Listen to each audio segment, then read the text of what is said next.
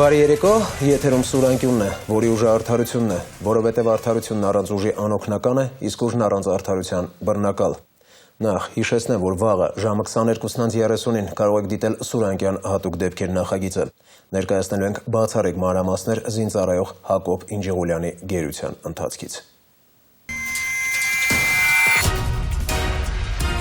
Մի հետախույց կա ու գերի վեկալ։ Արդեն դողաց որ դավաճան լինես էլի։ Ինձ այստեղ շատ լավ են զգում, շատ լավ ինձ նայում են։ Իրանց ասածով շարժվում են, որ կարողանամ ապրել։ Ասում են նայ, ընդհանրապես չես ստենալու։ Հակոբը գերի անգերի հետ եկար Հայաստան, քեզի դատելու էին։ Այստեղ փոմես որպես ռազմագերի։ Մնում էր սպասել ու սպասել։ Ես սրանք գնդակահար էին ինձ։ Հայկական կողմը լրիվ անզոր էր։ Հավատ ոնց որ վերացած լիներ, խաչես բոկեց, 5 հարգանի ռազմագաղութ։ Ես խնդրում եմ Ադրբեջանի ղեկավարությանը դες տեղափոխել երրորդ պետություն։ Այդ հարցազրույցը հետո չտե գնդակահարելու են։ Ես իմ ազատ կամքով հետ եմ վերադարձել Հայաստան։ Աստծո հավատը ձգում էր էլի։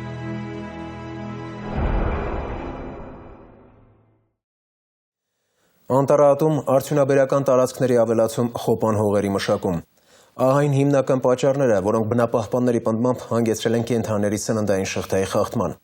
Կերը, վայրի փոքր կենդանիները պակասել են, այն չի բավականացնում գայլերին, արջերին, բորենիներին, ու այդ գիշատիչները ստիպված գյուղ են իջնում կեր հայթայթելու։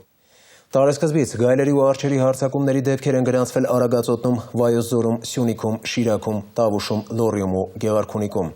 Մի խոսքով սարաշատ ու անտարաշատ վայրերում։ Մարդիկ պնդում են, որ գյուղի տարածքում վայրի կենդանի տեսնելու հավանականությունը եւ իրենց հասցված վնասի չափերը տարեստարի աճում են։ Ասենք մի քանի տարի առաջ որևէ մեկը չէր պատկերացնի, որ գայլը կարող է մտնել գոմ, իսկ արջը խնձոր ուտելու համար տնամերձ։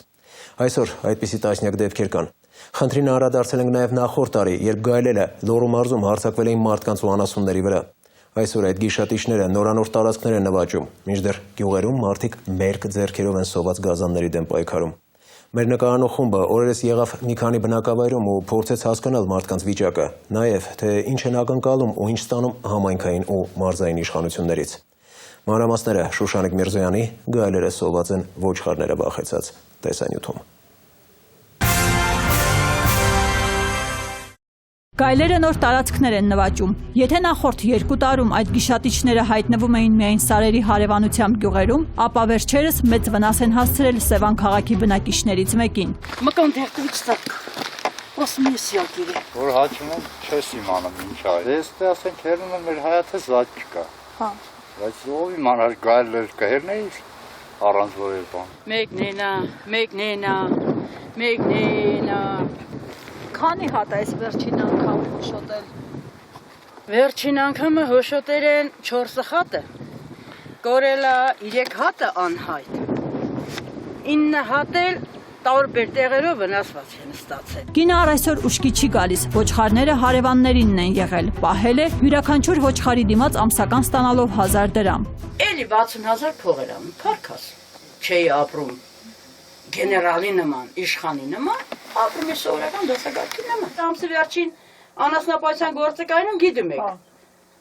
Արդեն ժողովուրդ կգան այստեղ բռնել ու կսկսեն ջախջախել արմերան, տվել եմ դուր ցավը տալեմ, մարդին կարաս ասես չեմ տա։ Գայլերի հարձակումից հետո նրան այցելել են Սևանի քաղաքապետարանի ներկայացուցիչները։ Կնոջը օգնելու նպատակով քաղաքապետարանի միակ քայլը Գեղարքունիքի մարզպետարան ուղարկված գրությունն է։ Մարզպետարանները սեփական եկամուտ չունեն։ Ստացվում է, գազանների հասցված վնասը համայնքապետարանները չեն ցանկանում փոխհատուցել, իսկ մարզպետարանները պարզապես չեն կարողանում։ Եթե անգամ օգնում են, ապա բացառիկ դեպքերում։ Մարզպետարանը հատուկ միջոցներ չունի այդ նպատակով վազգաբնակչությանը օգնելու։ Որոշ չափով մեր հնարավորությունների սահմաններում անապահով այդ նմանատիպ քաղաքացիներին որոշակի օգնություն տալիս է։ Այս պահի դրությամբ էլ քննարկվում է բնամթերքով, նաև գարնանացան ծորեն, գարի նմանատիպ սերմացուներով փորձում ենք ծրագիր կազմել եւ օգնել Մարզպետարանի ցուցակում միայն Գեղարքունիք գյուղից 9 հոգու անուն կա։ Այստեղ գայլերի հարձակումները հաճախակի են։ Գյուղը շրջապատված է սարերով ու կերակրվելու նպատակով տարվա բոլոր եղանակներին գիշատիչները այս համայնք են իջնում։ Արշակի ու Զոհրաբի հորթերը եւս գայլի բաժին են դարձել։ Համաձայնում են մեզ հետ մոտակա սարը բարձրանալ ու ցույց տալ այն տեղերը, որտեղ գայլերը հաճախ են հայտնվում։ Իրեք քարը որերևում է։ Հա։ Ընցած տորել այնտեղ։ Այնտուց մի խինգատր վիրի։ Այնտեղ է իրակը։ Ես ասեմ թուրքիա մարտաղաս բանը ես։ Այստեղ էր գլխվիրան գուկ միշկը բացուկ։ Միշկը լրիվ sense բայն օրած երևի տենց սիրտու թոքներն քաշում, որն են խմում, ինչ։ Էս են թողել։ Հա, դե քանի։ Սակայն նրանց մտահոգում է ոչ թե կենդանիները կորցնելու վտանգը, այլ ամայի վայրում գայլերի ոհմակին հանդիպելու հավանականությունը։ Փախչել գործնականում հնարավոր չէ։ Համոզվելու համար մեզ առաջարկում են վազքով սար բարձրանալ կամ էլ իջնել։ Բաց դաշտում գայլի հանդիպելիս փրկվելու հավանականությունը փոքր է։ Սարից իջնելուց հավանականություն կա, որ ոտդ քարի կդիպչի, կսահես կընկնես, բարձրանալիս շունչը չի հերիքում, ոտքերդ առաջ չես շարժվում, այնպես որ եթե գայլերը ոհմակով վրա տան, ողջ առողջ տուն հաստատ չես հասնի։ Դրա հայացից դուրս եկա Գյուղը մեկ ասում այդ որ մեր հորթերը բաներ կիրացին, ասում են 3 հատ էր։ Գեղարքունիքը տուժած միակ մարզը չէ։ Գրեթե բոլոր մարզերից պարբերաբար տեղեկություններ են հայտնվում գայլերի հարձակումների մասին, սակայն ամենաարյունոտ 2 դեպքը գրանցվել են Ամռանը, Գեղարքունիքի Աստղաձորում ու Լոռու մարզի Ջրաշենում։ Կողմներ կա, սաղ սենսկի հաց։ Են որի որ չի լրև բրթի տակ է սաղ լրիվ ճղածա։ Սա լրիվ գինի մազնի։ Չարչարվելա մտել դուսը։ Ով կպատկերացներ, որ կջարդի կմտնի իսկան մազերը գալի մազերը 7-8 հատը վիրավորեն ամոթեցին 2 հատն անանուն կոյլա 19 հատի ընդհանուր կորուստ Հագած դուր իրիկունե լրիվ տունարած այլ հենց վրախաչելի որացենք եկել են մտել ջարդել վարությունը պետք սրա համար սրա դեմը առնելու համար մտածի ցերեկը տուժվում ենք տանջվում ենք վազում ենք հետևից մի գիշերը որ պետք 2 ժամ հանգստանոս էդ էլ գալիս է տունարած տեղն է սենց պետքա որ հասկանան ժողովրդի վիճակը գոնե մի մասը գոնե փոխհատուցեն 1-2 կորուստի դեպքն ոնց Համարում ենք, որ ասենք, այդպես պետք է լինի, բայց չի կարելի, ասենք մեծ կորուստների դեպքում պետք է փոխհատուցում ստանանք։ Չարչարվելա 20 հատ ոչ կարելի մի հետից կորելա։ Ինչ պետք է անի, միսու երեխեք ունի, ոնց պետք է պայմի։ Ծերացած մեր ունի, հեր ունի։ Հաճախակի են դարձել նաև արջերի, այսպես կոչված այցերը։ Այս տարի Վայոց ձորի Ռինդ գյուղի մոտակայքում արջը հարձակվել էր մի կնոջ վրա։ Բարեբախտաբար նրան փրկեցին, իսկ արջին վնասազերծեցին։ Իրականում Հայաստանում արջերի որսը արգելված է։ Սպանել կարելի է միայն այն դեպքերում, երբ մարդու կյանքին վտանգ է սպառնում։ Իսկ գայլ սպանել կարելի է, սակայն որոշակի ամիսների։ Ուրեմն ինչ անեն գյուղացիները, որոնք կորցնում են ունեցվածքը եւ կարող է մի օր իրենք էլ գայլի զոհ դառնան։ Գիտականորեն ապացուցված է, որքան մեծ է գայլերին սպառնացող վտանգը, այնքան արագ են բազմանում։ Բնապահպանության նախարարությունում նշում են, որ գայլի որսը այս պահին խրախուսվում է։ Մեկ մորթու դիմաց պետությունը պատրաստ է 100,000 դրամ վճարել։ Անա թուլա իմանան թե կթողեն թե չի։ Արդեն թողնում են։ Ոնց ստորին, հայտարարություն տվեն թե ասենք բանը։ Խփում են այլ 1000 տոլմեն։ Խփացին տորացին ոչ մի բան չի տված։ Իսկ համայնքապետարաններում հիշեցնում են 1-2 տարի առաջ քննարկված ու այդպես էլ չիրագործված մի նախագծի մասին։ Դրանով նախատեսվում էր գյուղացիներին աջակցել պարիսպների ու գոմերի ամրացման հարցում։ Շուշանիկ Միրզոյան, Գառնիկ Սիրեկանյան, Սուրանկյուն։ Ամիսներ առաջ անդրադարձել էինք Մայիս Նադարյանի եւ մի շարք այլ քաղաքացիների բնակարաններին առնչվող խնդրին։ Տեսանյութի հրապարակումից հետո որոշ ժամանակ անց պատմության մեջ ներգրավված անձանցից մեկի Շահեն Պետրոսյանի հայրը Մալաթիա Սեբաստիա վարչական շրջանի ընդհանուր իրավասության առաջին ատյանի դատարանի նախագահ Տիգրան Պետրոսյանը ազատվեց զբաղեցրած պաշտոնից։ Իր բնակարանը կորցրած Մայիս Նադարյանը Շահեն Պետրոսյանի մեղադրում էր խարդախության մեջ։ Հարուցված քրեական գործի շրջանակում վերջինը հիմա անցնում է որպես վկա։ Գործով ներգրավված մեկ այլ անձի Գագիկ Համբարձումյանի նկատմամբ հարուցված է այլ քրեական գործ։ Քրեական գործը հարուցը վաստալությունով Գագիկ Համբարձումյանի հանդեպ նա հետախուզման մեջ է ամիս ու կես առաջ, բայց ես գիտեմ որ նա Ամերիկայում է, փախուստի մեջ է։ Մինչև նախորդ տարի պետական հիմնարկների աշխատողները սոցիալական փաթեթով ստանում էին առողջության ապահովագրություն։ Թերևս գումար խնայելու նկատառումով գործադիրը նախորդ տարեվերջի որոշմամբ 2014 թվականից առողջության ապահովագրության իրավասությունը վերցրեց ապահովագրական ընկերություններից, դարձրեց առողջապահական փաթեթ և տրամադրումը վերապահեց առողջապահության նախարարությանը։ Հենց այստեղից էլ սկսվեցին խնդիրները։ Բանն այն է, որ հունվարի 1-ից ներդրված համակարգը գործելու էր հավաստագրերի հիման վրա, որոնց տպագրման համար անհրաժեշտ էր գումար, որը գործադիրը հատկացրեց նախարարությանը կես տարի անց հունիսի 1-ին։ Հիմա ամենազավեշտալին, դրանք առ այսօր տպագրված չեն, ուստի նաև տրամադրված չեն քաղաքացիներին։ Ինչ է ստացվում։ 2013-ի դեկտեմբերին որոշվում է փոխել գործող մի համակարգ, որը ներդրվելու է 2014-ի հունվարից, սակայն համակարգը գործարկողը դրան պատրաստ չէ թե իրավական, թե տեխնիկական առումով։ Արդյունքում սոցիալական փաթեթից օգտվողների գերակշիռ մասը տեղյակ չէ, որ թեպետ չունի առողջապահական փաթեթից օգտվելու հավաստագիր, այնուամենայնիվ կարող է օգտվել բուժօգնության իրեն հասանելիք անվճար ծառայություններից։ Ուշագրավ ու քաղաքացիներին զայրացրած թեման ուսումնասիրել է Սոնա Դանիելյանը։ Այժմ նրա օդ են տատանում տեսանյութը։ Ամիսներ առաջ անդրադարձել էինք պետական հատվածում աշխատող քաղաքացիներին տրվող սոցիալական փաթեթի փոփոխություններին, որոնցից շահառուները դժգոհ են մինչև այսօր։ Պատճառը նախորդ տարիների համեմատ առողջության ապահովագրությունից օգտվելու հնարավորությունների սահմանափակումն է։ Նոր կարգի համաձայն շահառուն սոցփաթեթի առողջապահական բաղադրիչից կարող է օգտվել ստացիոնար բուժման կամ սուր եւ անհետաձգելի դեպքերում միայն։ Պարտադիր է, որ մարդը անպայման մահամերձ լինի կամ շատ անհետաձգելի վիրահատություն լինի եւ այլն, ասած մի արածե միայն այդ պարագայում մենք կարող ենք օգնություն ստանալ։ Եթե միայն ստացիոնար բուժման է, իհարկե սահմանափակում է։ Այն փաթեթներ կոչվում էին, կարծեմ, ալտերնատիվ պլյուս։ Իրանցով մի հոգի քեզ հետ կարող է իր գրել ընտանիքի անդամ, ես օրինակ գիտեմ մեր ուսուցիչներից մեկը ամուսնուն տենց վերջապես զորով տարավ ստուգելու։ Ես 52,000 ավելացեցի, ժամանակ իմ կիրեն գնաց, բուժվեց, ստուգվեց, Սպասվեց, որ եթե ես շտապօգնությունով չգնայի, այդ գումարը հաստատ չէին հատկացի։ Այս տարի կարգը մի քիչ փոխվել է, արդեն բուժօգնության համար 52,000 դրամ է ուղղորդվում եւ կարող ենք օգտվել բուժօգնությունից միայն սուր դեպքերում։ Ես կարծում եմ, որ ամեն դեպքում լավ կլինի, որ շահառուն սոցփաթեթի ինքը որոշի, թե այդ գումարը, որը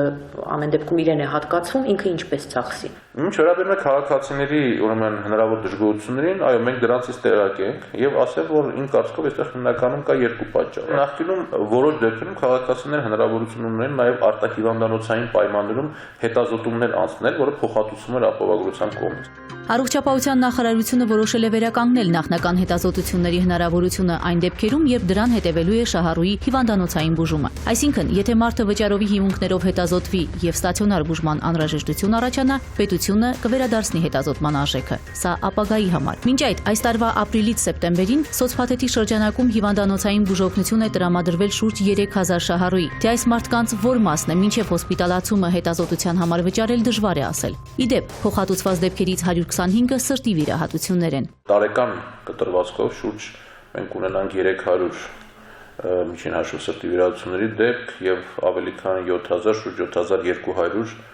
ընդհանուր հիվանդանոցային դիմելիության դեպքեր։ Ըստ նոր կարգի, բուժօգնության եւ սպասարկման համար շահառուները պետք է ներկայացնեն ուղեգիր եւ սոցփաթեթի շահառուի հավաստագիր։ Եթե սոցփաթեթի շահառուի մոտ շտապ եւ անհետաձգելի դեպք չէ, բժշկական օգնության եւ սպասարկման ուղեգրումն իրականացնում է տվյալ շահառուին սպասարկող պոլիկլինիկան։ Այս պոլիկլինիկայում ուղեգիր են տրամադրել 55 շահառուի եւ ինչպես բուժանձնակազմն էր նշում, ուղեգրել են ոչ միայն ստացիոնար բուժման, այլև հետազոտության։ Հետազոտությունների համար նույնպես ասում, կարող է կորոնարոգրաֆիան անեն, բայց իրեն ստենտավորեն չվիրահատեն, ճիշտ է։ Կարող է, ասենք, դուպլեքս հետազոտություն կարիք ունի մարդը, որը մենք չունենք։ Մեզ դիմաց քաղաքացին սակայն մեկ այլ պոլիկլինիկայից արդեն 3 անգամ չի կարողանում իրեն անհրաժեշտ հետազոտությունների ուղեգիր ձեռք բերել, մինչդեռ ունի ծանոթներ, որոնք ուղեգիր ստացել են։ Պոլիկլինիկայում ընդհանրապես բաժանմունքի վարիչը ներկայացրեց մի փաստաթուղթ, որտեղ նշված էր, իբրև թե նշված էր, որ միայն անհրաժեշտ ծայրահեղ ծառայությունների դեպքում, այսինքն մի փոքր ցավի դեպքում, ես այսպես հասկացա, ես պետք է տանը շտապօգնություն կանչեմ, ցավ ավելի բարդացնեմ, ինձ տանեն հիվանդանոց, նշանակում է ես պիտի կեղծ քայլերի գնամ, իրենք ինձ դրդում են նման արարքի։ Նախարարությունից պարզաբանում են, որ սոցփաթեթի շահառուները հիմա արտահիվանդանոցային բուժզնման հնարավորություն չունեն եւ այն պոլիկլինիկաները, որոնք նման ուղեկրեր են տրամադրում, շփոթության մեջ են։ Ինչ վերաբերում է հավաստագրերին, նախորդ տարեվերջին ընդունված որոշմամբ սահմանվել էր, որ սոցփաթեթի շահառուն առողջապահական փաթեթ ձեռք բերելու համար պետք է ունենա առողջապահության նախարարության հավաստագիր։ Տարին շուտով կավարտվի, բայց այդ փաստաթուղթը մինչև հիմա չի տրամադրվել։ Ավելին, դրանք նույնիսկ տպագրության փուլում չեն։ Հիմնական պատճառը նա է, որ մենք բացի բուն հավաստագրերից մշակեցինք նաև ուղեցույցի ձև, որը որ մանրամասն ինֆորմացիա է պարունակում, բայց աշխատանքները որոշակի լրացուցիչ ժամանակ պահանջեցին։ Բացի դրանից այդ փաստաթղթերը ավելի իրավական առումով հիմնավոր դարձնելու համար պահանջվեց նաև իրենց նորմատիվ իրավական ակտի տեսք տալ, այսինքն ուղարկել արտադրության նախարարություն փորձագիտական գնահատման եւ պետական գրանցման։ Նորից ստեղծվել է մի իրավիճակ, երբ հապճեպ կայացած որոշման պատճառով իրականացման ուղիներն ու մեխանիզմները մինչև վերջ մշակված չեն։ Հակառակ պարագայում հունվարից հավաստագրերը կբաժանվեին այն մարդկանց, որոնց պայմանագրի ժամկետն ավարտվել էր։ Այս դեպքում ոչ միայն դա չի արվել, այլև հավաստագրերի տրամադրման կարգը սահմանվել է մարտին, ուժի մեջ մտել ապրիլին, իսկ տպագրման գումարները հաստատվել ոչ ավելի, ոչ պակաս հունիսի վերջին։ Ու չնայած հունիսից էլ է արդեն 4 ամիս անցել, հավաստագրերը չկան ու չկան։ Տեսականորեն ցանկացած գործ եւ մեր գործը եւ ձեր գործը, բոլորիս գործը միշտ post factum կարելի է վերլուծել եւ ասել որ միգուցե ինչ-որ բան կարելի է անել ավելի լավ։ Բայց կյանքը ունի իր պահանջները, իր օրինաչափությունները եւ շատ հարցեր ի սկզբանե իրականում դժվար է կանխատեսել։ Իդեպ առողջապահական գործակալության պետը հունիսի սկզբին ասուլիսում նշում էր, որ մոտ 2 ամսից հավաստագրերը կհասնեն հասցեատերերին, մինչդեռ այսօր խուսափում է վերջնաժամկետ սահմանելուց։ Մենք մինչև տարվա վերջ բոլոր շահառուներին կտրամադրենք իրենց հավաստագրերը։ Ամեն դեպքում տեղեկատվության պակաս իհարկե ուսուցիչները զգում են, հատկապես փոփոխությունների հետ կապված եւ հաճախ իհարկե աննշան սխալի պատճառով չեն կարողանում օգտվել։ Հավաստագրերի բացակայությունը շատ շահառուների համար նաև ֆինանսական խնդիր է առաջացրել։ Այսպես, երբ լրացել է ապահովագրական ընկերությունների հետ պայմանագրի ժամկետը եւ անմիջապես չի տրվել հավաստագիրը, մարդիկ անտեղյակությունից ստիպված վճարովի են բուժվել։ Որոշ դեպքերում էլ շահառուները հենց բժիշկներից են տեղեկացել, որ անվճար բուժման իրավունք ունեն։ Տեղայքել չէ, որ դա հնարավոր է օգտվել։ Բժիշկը մոտեցավ, ասաց, որ այս կարգի գումարը, եթե դու գիտեր, որ ուսուցիչ եմ, ասաց հետաքրքրվի, եթե անցնում է այդ փաթեթը, վեր ներկայացրու փաստաթուղթը եւ այդ ամենը անվճար կլինի։ Բժիշկն առաջարկել։ Մենք վճարումներ կատարեցինք անալիզների, հետո բուժքույրը բարեխղճորեն ասաց, դուք հնարավոր է, որ պետական ծառայող լինեք, որտեղ այնտեղ ընթերցեցին, որ պետական ծառայող է եւ հիշեցրին, որ դուք կարող եք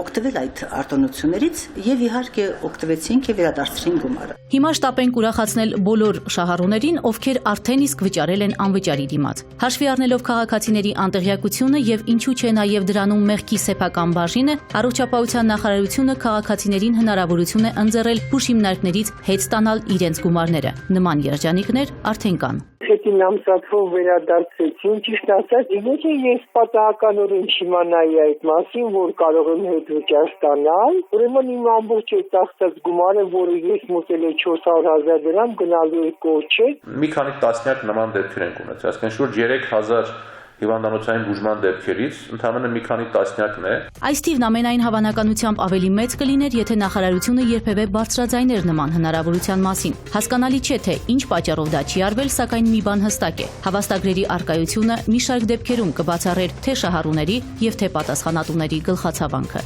Սոնա Դանիելյան, Գառնիկ Սիրեկանյան, Սուրանկյուն։ Թերևս ճիշտ է ասված, երեխան մորից է որփանում։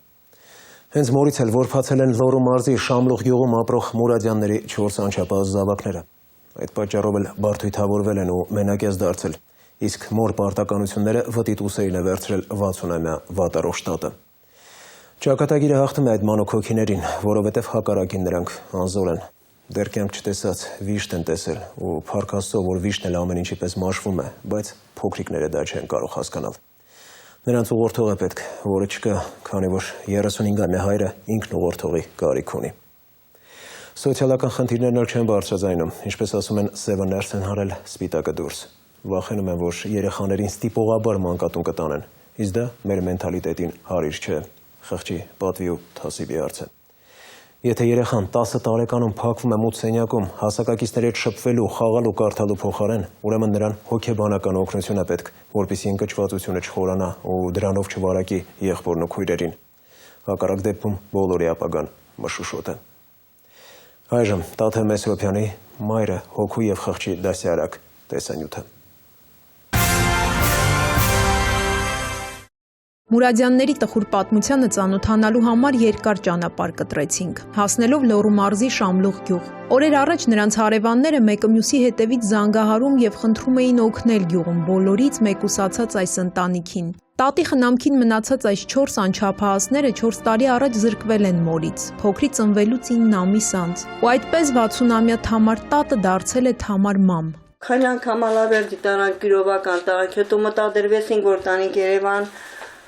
գյուրովական վիրահատեցին, վիրահատման հաջորդ օրում հասանք։ Կուզենայի ես չլեի ինքը լեր երեխեքի մոտ։ Եթե հնարավոր էր տեղը փոխելու, այս նույն րոպեին էլ ես տեղը իրա հետ կփոխեի, որ ինքը երեխեքի մոտ էի։ Թամար մամը սկզբում չի ընդունել այդ դիմելաձևը, նույնիսկ արգելել է, սակայն թորներն ավելի համառ են գտնվել։ Բացի այդ, տատն ամեն անգամ հիշել է հարզին հրաժեշտ տալու պահը ու համակերպվել մամ կոչվելու մտքի հետ։ Տաթև ջան, աչքերը մի անգամ բացես, մատները թույլ ձևով, այս ձևի բարձրացրես։ Հետո Տաթև ջան, ինչ ես ասում, բան ունիս ասելու, ասա ցավդ տանեմ։ Նորից 4 մատը թույլ ձևով այս ձևի արավ ու ինձ ինքնիացերով այս ձևով որ արդեն գնա։ Ես այն եմ պատկասում եմ 4 մատը իրա 4 երեխին տվել է ինձ։ 14 հատ հարազատն եմ կորցրած, բայց նրա մահը ես չեմ կարող մոռանալ։ Թորների ծավաքը 10-ամյա Գևորգը ամենից ծանրն է տանում մոր բացակայությունը։ Մի անգամ տատից հարցրել է, թե երբ է մայրը գալու, եւ իրեն չգոհացնող պատասխան լսելուց հետո ինքնամփոփ է դարձել։ Անգամ մեզ տեսնելուց փորձում էր փախչել տնից, իսկ երբ խոսեցինք մորից, չկարողացավ զսպել արցունքները։ Տատը պատմեց, որ մինչև հիմա մորից նեղացած է։ Մի անգամ ասա մամաս երբ է գալու։ Պատի վրա մեխ խփեցի, շատ բարձր հասնես այդ տարիքին, քո մաման գալու է։ Մի քանի օր անց ասավ, ես իմ մամային չեմ ուզում։ Մամ, թող ինքը չգա էլ։ Ես իրան չեմ ուզում, որ ինքը մեզ թողել այդ։ Ավելի շատ հուզվեցինք, երբ Թամար մամը պատմեց, թե ինչպես է հարսի մահից հետո մեծացրել նորածին թորանը։ Նրա խոսքի ընթացքում նույնիսկ մի պահ դադարեցրինք նկարահանումը։ Շատ պատմություններ էինք լսել, բայց այս մեկը դժվար էր թե լսել, թե ընկալել։ Շատ ծանր ձևով ես այս երեխին պահել եմ։ Սկզբից գտալով էի ուտացնում, շիշը վերջեր ունում։ Հետո երեխին ինձ մոտ էի քնասնում, շիշը դնում էի իմ ծոցը, հետո թակուն տալիս է երեխին, այս ձևով սովորեցրի երեխին։ Իսկ երբ փոքրի հորաքույրը խնդրել է երեխային հանձնել իր խնամքին, տիկին Թամարը մերժել է, ավելին, այդ օրը երազում նորից հարսին է տեսել։ Ասի Լուսին է քեզ տրորելով, կանցնեմ, ես կյանքım երեխա չեմ տա։ Երազից մեջ իրան տեսել եմ, մոտեցել է, ձեռքը դրել Լուսից, 4 հատ վարդ, 2 հատ սպիտակ, 2 հատ կարմիր տվել ինձ ու գնացել, առանց ոչ մի բառ ասելու։ Ես հասկացել եմ, որ այդ 4 հատ վարդը իր երեխեքն են, սպիտակները աղջիկները, կարմիրները տղաները։ Թամար տատը, որ երկար տարիներ հավաքարարություն է արել, հիմա չի աշխատում, բայց սեզոնին մոշ է հավաքում թորների ապրուստը քիչ թե շատ հոգալու համար։ Այս տարի սակայն առողջական խնդիրներ ունի, նույնիսկ մի անգամ մոլորվել է անտառում, դրանից հետո վախենում է անտառ գնալ։ Սակայն եթե ինչ-որ աշխատանք են առաջարկում, չի մերժում։ Հարևանները տեղեկացրին, որ քաղցած օրեր շատ են անցկացնում, ինչը մուրադյանները թաքցնում էին, վախենալով, որ թորներին մանկատուն կտանեն։ Կարող է մեկն իր կարտոշկեն հանում շատ մեծ տարածք ունի, գնում եմ օգնում եմ, բերում եմ այնտեղից։ Եթե երեխեքը ինչ-որ մի բան ուզել են, ու չեմ կարեցել 5 կիլոյով առնեմ,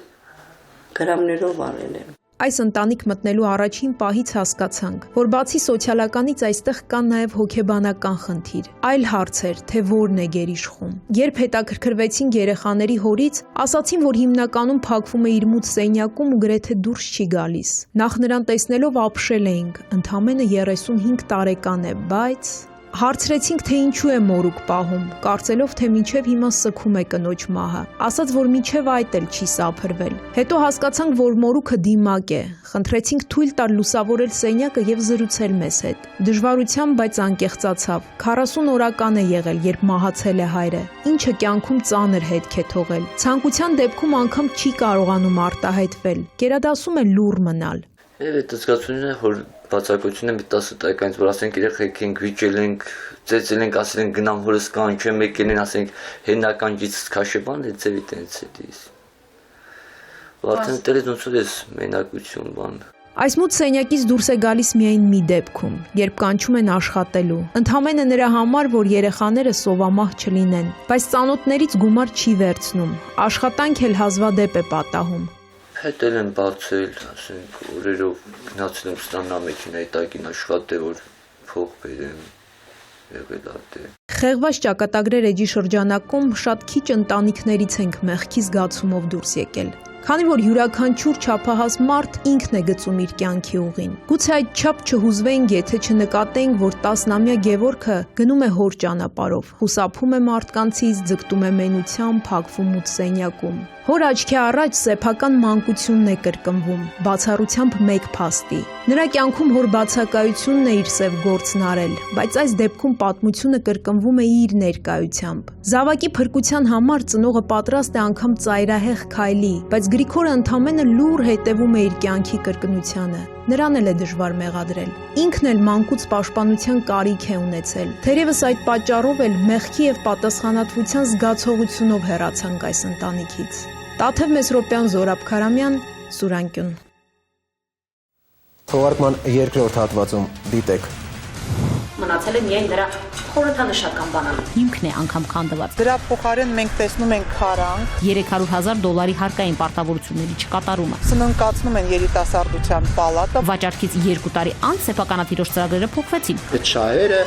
դրանք մի կողմ են, անկյուն են նետված։ Արդեն պիտի վեր խոյացած լիներ 5 աստղանի հյուրանոցային համալիրը։ Ինչ որ մեկը պիտի պատասխան տա։ Ավանգարդ Մոթորսը ընդերքի շահագործման որևէ իրավունք չունի։ Արդյունքը հանրապետությունում չի։ Սա էլ է վաճառված Համով պատառ էր Դվինը։ Սպանվեց Դվին հյուրանոցի տնօրեն Վանուշ Թորոսյանը։ Անցագործները շատ լկտի են վարվել Մոսկվայում։ $1.5 միլիոն սեփականաշնորհելու որոշում կայացվեց։ Դվինը մնաց անտերանտիրական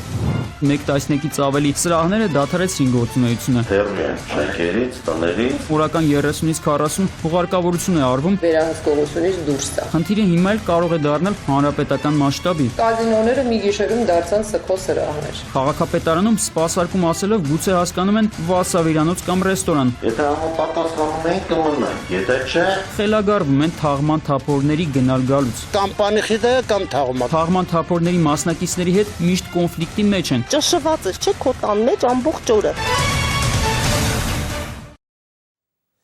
Մայրաքաղաքի կոլորիտը ապահովող շենքերին քանից անդրադարձել ենք։ Այսօր կփորձենք ուսումնասիրել նախկին երիտասարդական պալատի, կուկուռուզնիկի եւ Դվին հյուրանոցի շուրջ ստեղծված իրավիճակը։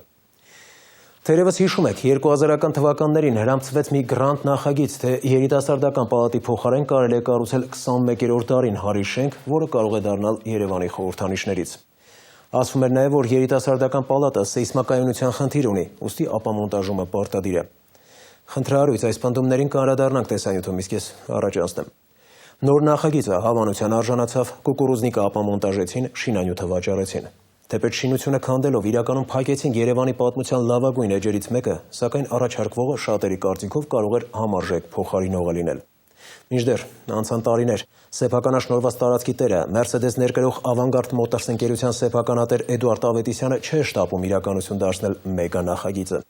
Տարատեսակ պատճառաբանություններ, արդարացումներ եւ այժմ ունենք այն, ինչ ունենք։ Իսկ ունենք բետոնե շաղախի եւ բազալտի հսկա արտադրամաս, որը որոշ տվյալներով ժամանակին անսպառ հումք է մատակարարել մայրաքաղաքում լայն թափ ստացած էլիտարներ կոչվածների շինարարությանը։ Թերևս կարիք չկա նման պատմական մի ակնարկել նվիրել Դվին հյուրանոցին, քանի որ դրա պատմությունը գրեթե չի տարբերվում կուկուռուզնիկից, բացառությամբ մեկ էպիզոդի։ Դվինը դեռևս կանգուն է։ Սակայն վերակառուցման համար խոստացված միջոցները, իսկ դրանք նույնպես միլիոններ են կազմում, սեփականատեր CCG Կովկասյան կոմունիկացիոն խումբը չի շտապում ներդնել։ Վերջին խոստումը հետևյալն էր. ընկերությունը պարտավորվում է մինչև 2016 թվականը Դվին հյուրանոցը վերակառուցելու նպատակով կատարել 13 միլիոն 600 հազար դոլարի ներդրում։ Ինչու խոստացված նախագիծը կյանքի չի կոչվում, ինչպես է մայրաքաղաքի կենտրոնում հսկայական արտադրություն ծավալում, ինչու տևական ժամանակ չեն վերակառուցում մայրաքաղաքի խորհրդանիշներից մեկը եւ ովքեր են պատասխանատուները, հարցերի պատասխանները Նելի Հարությունյանի խոստման արժեքը 0 հետաքննությունում։ Այս բանալին բացում էր դռներ դեպի սովետական մոդեռնիզմ, դեպի երիտասարդության երազանքներ, դեպի երիտասարդական պալատ, որը սակայն կանգուն մնաց 3 տասնամյակից էլ քիչ։ Երևանի գլխավոր խորհրդանիշներից մեկից մնացել է միայն նրա խորհրդանշական բանալին։ Հիմա երիտասարդական պալատի խորհրդանիշներն են այս ծանր տեխնիկան, աղացած խիճն ու դրանց կողքով անցնողների ափսոսանքով լի հայացքները։ Կառույցի համահեղինակ ճարտարապետ Արթուր Թարխանյանի դուստրը ուշադրություն է հրավիրում փաստին, որ Երևանի ամենահայտնի խորհրդանիշի հիմքն է անգամ քանդված եւ ակնհայտորեն ոչ նոր շինարարության նպատակով։ Քաղաքի սիմվոլն էր, որը հայրիկս նախագծել էր որպես ազատ Հայաստանի սիմվոլ։ Եվ այդ կոթողը չկա, դրա փոխարեն մենք տեսնում ենք քարանք։ Քաղաքի կենտրոնում ընդերք է շահագործվում։ 15-20 մետր արդեն իջել են, հեն են կանգնած են մեքենաները, կանգնած են նայեք խիճ աղացող բունկերները եւ շատ էժան են վաճառում խիճը ստեղից։ 90-ականներին 10 տարուց ավելի փաստականներով բնակեցված եւ փաստացի չգործող պալատի ճակատագիրը կանխորոշեց 300 հազար դոլարի հարկային պարտավորությունների չկատարումը։ 2004 թվականին սննկացնում են երիտասարդության պալատը որպես գրասենյակային գույք։ Պատկերացնում եք, գրասենյակային գույք վաճառում են ուղիղ վաճառքով, նույնիսկ տենդերի չի հանվում շենքը։ Պետությունը կոպեկներով վաճառեց։ Հայտնի կուկուռուզնիկի սեփականատերը դարձած Ավանգարդ Մոթորս ընկերությունը ի սկզբանե նախատեսում էր շենքը նորոգել եւ կրկին աշխատեցնել որպես հյուրանոց, բայց վաճառքից 2 տարի անց սեփականատիրոջ ծրագրերը փոխվեցին։ Հանկարծ պարզվել էր, որ շենքը հարմար չէ 5 աստղանի հյուրանոցի համար, բացի այդ արդեն վթարային է։ Հավասիկ երիտասարդական պալատի քանդման քաղաքապետարանի 2005 թվականի հոկտեմբերի 10-ի որոշումը, հիմնված հայ սեյսմշին ՓԲ-ի եզրակացության վրա։ Առաջին իսկ օրվանից շատ անհասկանալի ձևով սեփականատերը կանգնած ասում է ես պիտի քանդեմ երիտասարդության պալատը։ Ասում եմ պարոն Ավետիսյան, ինչի եք դուք ուզում քանդեք երիտասարդության պալատը։ Մենք պետք է ստեղ 8-րդ հրաշալիքը կառուցենք։ Պետությունը չի կարողանում ասի մասնավորներին, սեփականատերերին, որ գիտեք ինչ, այդ բոլոր ձեր ցանկությունները լավ են, բայց կա քաղաքի շահեր, կա պետության շահեր, կա ճարտարապետության շահեր, կա ազգային ժառանգության պահպանման շահեր, այդ շահերը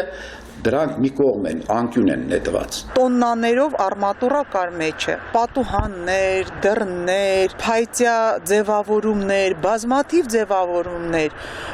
քանդակներ ունիկալ, Թոմի ունիկալ քանդակը։ Ուր են այդ ամբողջ գույքը։ Իմ ենթադրելով մի 2-3 միլիոն դոլար իրան գումար աշխատեցին։ Եթե սեփականատերը նա մաքսիմում իր խնդիրները պետք է լուծի, մաքսիմում իրեն չի հետաքրքրում այդ շենքը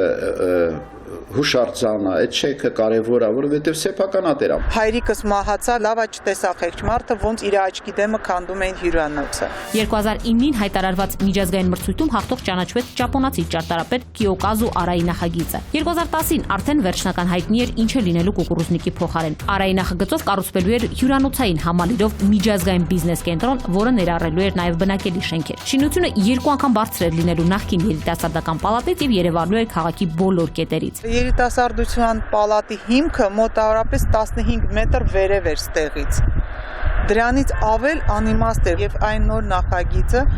որը չակերտերով 8-րդ հրաշալիքն է, ինքը շատ ավելի փոքր հիմք էր պահանջում, քան թե այսօր բացված է։ Տարածքի սեփականատեր Ավանգարդ Մոթորս ընկերության ներկայացուցիչ Էդուարդ Ավետիսյանը հայտարարում էր, որ շենքը կառուցվելու է 3 տարում, այսինքն անցած տարի արդեն պիտի վերխոյացած լիներ 5 աստղանի հյուրանոցային համալիրը, բայց ունենք միայն քաղաքը փոշով ծածկող անհասկանալի շինհրապարակ, գուցե հանք։ 5 տարի առաջ արդեն սպառվեց այն ժամկետը, երբ որ պիտի սեփականատերը ներդրում կատարեր, ինչ որ մեկը պիտի պատասխան տա։ Հիմնական սխալը միշտ էլ լինում է պայմանագիրը կնքելու ժամանակ, երբ որ հստակ չի դրվում պայմանները, հստակ չի ներկայացվում սեփականատիրոջը, որ եթե ձեզ վաճառեցին, դուք ինչ կարող եք անեք եւ ինչ չեք կարող անել, եւ ունենում ենք այն, ինչ որ ունենում ենք։ Մենք կորցրեցինք մեր համաշխարհային օբյեկտներից, նշանակություն ունեցող օբյեկտներից մեկը։ Եթե պայմանագրի մեջ լիներ տուգանքային ռեժիմը, ինչպես ամեն տեղը, դժվար թե սեփականատերը գնար իր կամայական մոտեցումները ցույց տար։ Իդեպ բնապահպանության, էներգետիկայի եւ բնական պաշարների նախարարություններից պարզել ենք, որ Avangard Motors-ը իրեն պատկանող տարածքում հանքարդյունաբերական եւ անդերքի շահագործման որևէ իրավունք չունի։ Կատարվող աշխատանքների բնույթի մասին սեփականատիրոջից պարզաբանում ստանալու ջանքերը զուր էին։ Էդուարդ Ավետիսյանը մշտապես երկրում չէ։ Ոչ, ինքը հանրապետությունում չի։ Իսկ երբ կլինի հանրապետությունում ներողություն։ Չեմ կարող ասել, հստակ չունեմ ինֆորմացիա։ Երիտասարդական պալատի շինարարության հետ կապված ում հետ ձեր մոտից կարող ենք խոսել։ Ասած այդպես կոմպետենտ մարդ չունենք հստակ այդ հարցերով, որ իրենց հիմա ասած։ Երևանի հայտնի մեկ այլ խորհրդանիշ Դվին հյուրանոցը մասամբ երիտասարդական պալատի բախտակիցն է։ Սա էլ է վաճառված ու այդպես էլ լուրջ ներդրման երես չտեսած, վերակառուցման բոլոր վերջնաժամկետները սպառած, բայց գոնե կանգուն է, թեև քանդվելու վտանգը միշտ կա։ Առայժմ տենց բան չկա, վաղ չկա, բայց միշտ էլ կասկածում ես։ Այս պետությամբ մենք չունենք նման խնդիր շենքի քանդման կամ դրա փոխարեն նոր շենքի կառուցման։ Այնտեղ նախատեսվում են ներդրումային ծրագրեր, որը իրանից ենթադրում է շենքի բարելավման աշխատանքներ։ Դվինի շուրջ զարգացող իրադարձությունները պակաս ուշագրավ չեն, ընդ որում դրանք մշակութայինի փոխարեն քրեական են։ Համով պատառ Դվինը։ Հսկա տարածք, հսկայական շենք, կապիտալ սարքած։ 2003-ի օգոստոսի 31-ին Մոսկվայում հրազենային կրակոցից սպանվեց Դվին հյուրանոցի տնօրեն Վանուշ Թորոսյանը։ Նրա հետ միասին սպանվել էին ոստիկանության պաշտոնաթող գնդապետ Դիոնիս Մարգարյանը եւ ներքին գործերի նախկին աշխատակից Մոսկվայի ներքին գործերի քաղաքային վարչության աշխատակից Վալերի Ավանեսյանը։ Հանցագործները շատ լկտի էին վարվել Մոսկվայում։ Նրանք սպանությունը, 3 անձի սպանությունը կատարել են քաղաքի կենտրոնում, որը հագեցված է տեսախցիկներով, որտեղից նահանջի ճանապարհը որպես կանոն խցանումներ է փակված։ Եվ եթե այդ պայմաններում կիլերը որոշում է, կամ կիլերները որոշում են մարդ սպանել, վերացնել, ուրեմն կամ պետք է շատ ապահով գրված լինեն, կամ լրջագույն մասնագետներ են, որոնք այդ ամենը հաշվելով կարողացան սպանությունը կատարել եւ քաղաքի կենտրոնից անվնաս դուրս գալ։ Այդ խաղը հսկայական գումարներ արժեր։ Հակառակ դեպքում այդպիսի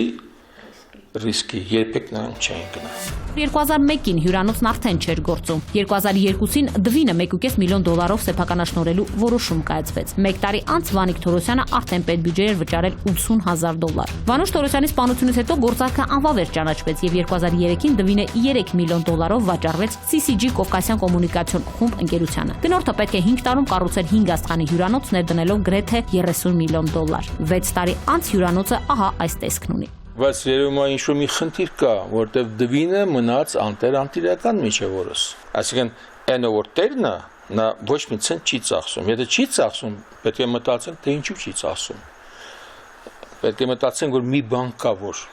խանգարում է նրան։ Պետական գույքի կառավարման վարչությունում վստահեցնում են, որ վիճակը ամենևին էլ փակուղային չէ։ Պայմանագրի փոփոխությամբ, սակայն ավելի շուտ, վերջին 2015 թվականի համաձայնագրի փոփոխությամբ առավել ամրացվել են պայմանագրի դրույթները, որով եւ արդեն ստիպեցին գնորդին ավելի հստակ եւ պատշաճ կատարել իր պարտավորությունները։ Անցած տարի շենքի պահպանման համար Դվինի գնորդը կատարել է $860,000 ներդրում։ Այս տարի պարտավորվել է կատարել մոտ 4 միլիոն, առայժմ հապաղում է։ 2015-ին էլ պետք է ներդնի շուրջ 9 միլիոն եւ պայմանագրային պարտավորությունները հասցնի ավարտին։ Հակառակ դեպքում տույժերից ու տուգանքներից այլևս չի խուսափի։ Բնականաբար, եթե չկատարվեն կամ կատարվեն թերակատարմամբ կամ պատշաճ ընդհանրապես չգնահատենք, որպեսզի այդ փաստաթղթերը կատարούν պարտավորությունների, կկիրառվեն նախատեսված պայմանագրով տույժեր։ Նաև սահմանվել է հետևյալը, որ պարտավորությունների վերջնական փուլի չկատարումից հետո կանցկացվի բաժնետոմսերի գնահատում, որը որ մասնավորեցվել է Դվին Ժամսային համալիրի եւ լիկվիդացիոն արժեքի 20%-ի նվազեցմամբ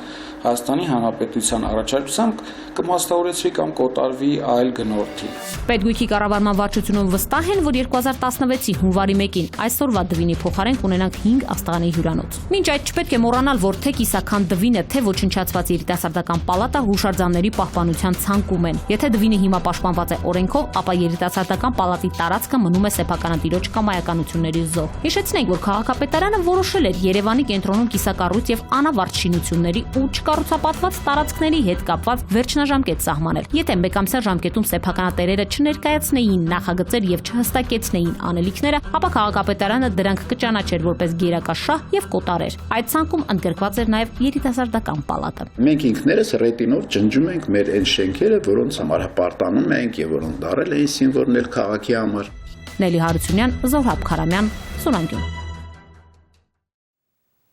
Տեղափոխում դիահերձարան, Սքո պարագաների վարձույթ եւ վաճառք, հոգեհանգստի հուղարկավորության հոգեացի կազմակերպում, գերեզմանների խնամք, սրանք Սքո ծառայություններ մատուցող ընկերությունների գործառույթներից են, որոնցից օգտվում է ավելի ստույգ օգտվել է մեր բնակչությունը։ Ինչ եմ խոսում անցյալ ժամանակով, քանի որ 1 տասնյակից ավելի հոգեհանգստի սրահներ փակվել են, ինչը հանրության շրջանում դատելով սոցցանցերում քննարկումներից տարակարծություն է առաջացրել։ Փորձեցինք հասկանալ այդ նուրբ հարցի վերաբերյալ վերջին զարգացումները ու պարզել, թե ինչու եւ ինչն է քաղաքապետարանին դրդել դադարեցնելու այդ ընկերությունների գործունեությունը։ Հեռու ենք այն մտքից, թե իրականում այս ոլորտում խոշորացման գործընթաց է սկսվել, ինչպես նշում է շատերը, սակայն համաձայն եք, որ նման կարծիքը անհիմն չէ։ Պարզվում է, քաղաքապետարանն արգելել է Սքո ծառայություններ մատուցող ընկերությունների գործունեությունը, պատճառաբանելով, թե օրենսդրությամբ գործունեության նման տեսակի չափանիշներ սահմանված չեն, մինչդեռ փակված ընկերությունների ղեկավարները նշել են, որ եթե սահմանված չէ, ուրեմն արգելված չէ։ Քաղաքապետարանի մյուս պատճառաբանությունը հետևյալն է. Սքո ծառայություններ մատուցող ընկերությունների մասնաշենքերը գտնվում են բնակելի շենքերի հարևանությամբ եւ մարդկանց մոտ ստրես են առաջացնում։ Մի կողմ թողնենք այն հանգամանքը, որ իրականում նշված ծառայություններ մատուցող շատ ընկերությունների մասնաշենքերը գտնվում են, ինչպես ասում են, աչքից հեռու։ Նաև այն փաստը, որ մի քանի ամիս առաջ մեր ներկայացրած տեսանյութում մարդիկ բողոքում էին իրենց բնակության վայրի հարևանությամբ գործող եկեղեցիներում մատուցվող հոգեհանգստյան արարողություններից, սակայն դե ֆակտո քաղաքապետարանը լիազորություններ չունենալով եկեղեցու գործառույթների նկատմամբ, թեկուզև անուղղակիորեն այդուհանդերձ կանաչ լույս է վառում եկեղեցու միանձնյա գործունեության ճանապարհին։ Մինչ կներկայացնեմ Արմեն Աթալյանի «Մեռնելը թանկ հաճույք է» հետաքննությունը, չեմ կարող չհիշել, թե Շմավոն Քահանայի 2010 թվականին արտահայտած միտքը։ Հոգեհանգիստն ունի խորհուրդ, աղքատներին կերակրել։ Այդ խորհուրդն այսօր չի պահպանվում։ Սքո ծառայություններ մատուցող ընկերությունները պետք է իրենց գործունեությունը եկեղեցու հետ համաձայնեցնեն, այլապես սխալ մշակույթ են ձևավորում։ Կարծում եմ, մեկնաբանելու կարիք չկա։